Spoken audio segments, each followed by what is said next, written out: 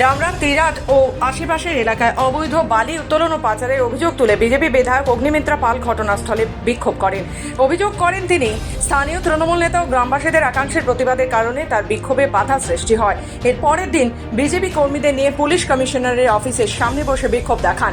অগ্নিমিত্রা পালের দাবি, ওই দিন পুলিশের আহত হওয়া দেখিয়ে বিজেপি কর্মীদের নন বেলেবল সেকশনে গ্রেপ্তার করা হয়েছে, যা বিজেপিকে দুর্বল করে এবং 16 তারিখে শুভেন্দু অধিকারীর ডামরা সভা সফল করতে না দেওয়ার উদ্দেশ্যপূর্ণ। एक्चुअली तृणमूल डर गए हैं, ममता बनर्जी डर गई है।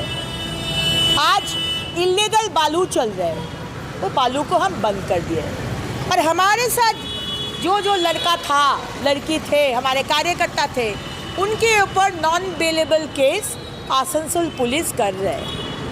अब जिस दिन हम लोग इसका प्रतिवाद में सीपी ऑफिस घेराव किए, तब वो लोग ये सजा रहे घटना को कि हम लोग पुलिस के ऊपर अटैक किए, नॉन बेलेबल केस दिए, ताकि भाजपा को कमज़ोर किया जाए, अग्निमित्रा को कमज़ोर किया जाए।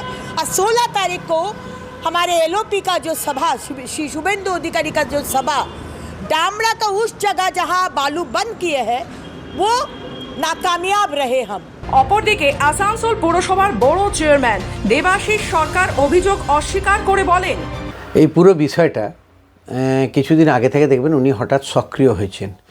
তো এবং উনি বলছেন আমার কাছে সব জিনিস রয়েছে, এবং আমি আমার আগের বক্তব্যেও বলেছিলাম যদি ওনার কাছে এই ধরনের একটা জিনিসের সব কিছু প্রমাণ তথ্য ছিল, তাহলে উনি কেন এফআইআর করেননি? একজন বিধায়িকা হিসেবে তো ওনারও কিছু দায়িত্ব আছে, তো সেটা কেন করেননি? দ্বিতীয়, এটা কোনো রাজনৈতিক ব্যাপার না।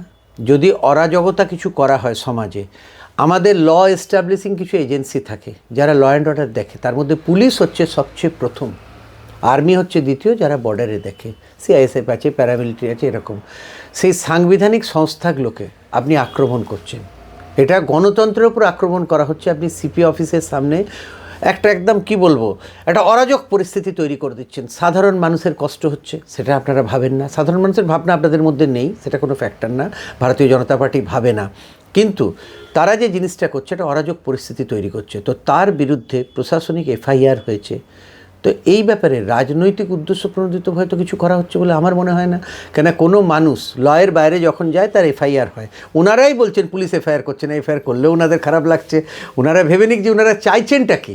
ঘটনাটি রাজ্যের রাজনীতিতে উত্তেজনা বাড়িয়েছে। আগামীকাল মঙ্গলবার ডামরায় বিজেপির সভায় যোগ দেবেন শুভেন্দু অধিকারী, যা এই রাজনৈতিক উত্তেজনাকে আরও তীব্র করতে পারে। আসানসোল থেকে রাহুল পাসওয়ানের রিপোর্ট, খবর বাংলা।